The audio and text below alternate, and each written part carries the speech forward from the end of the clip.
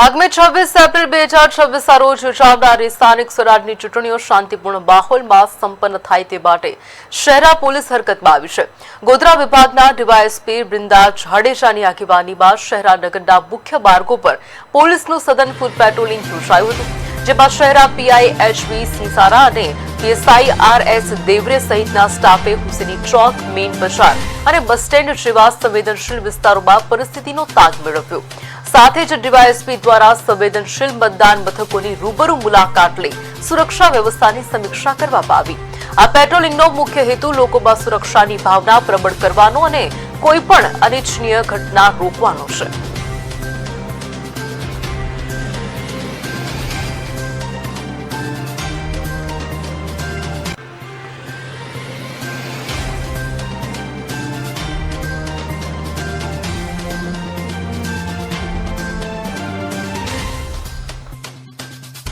સ્થાનિક સ્વરાજ્યની સંસ્થાઓની ચૂંટણી યોજાનાર છે તે સંદર્ભે શહેરા પોલીસ સ્ટેશનના ટાઉન વિસ્તારના વિવિધ સંવેદનશીલ અતિ સંવેદનશીલ બૂથોની મુલાકાત થાય તે રીતે પોલીસ સ્ટાફ તથા અમારો અન્ય જીઆરડી ટીઆરબી ના જવાનો સાથે વિસ્તારમાં ફૂટ પેટ્રોલિંગ કરવામાં આવે, જેથી આગામી જે ચૂંટણી છે તે શાંતિપૂર્ણ માહોલમાં યોજાઈ શકે।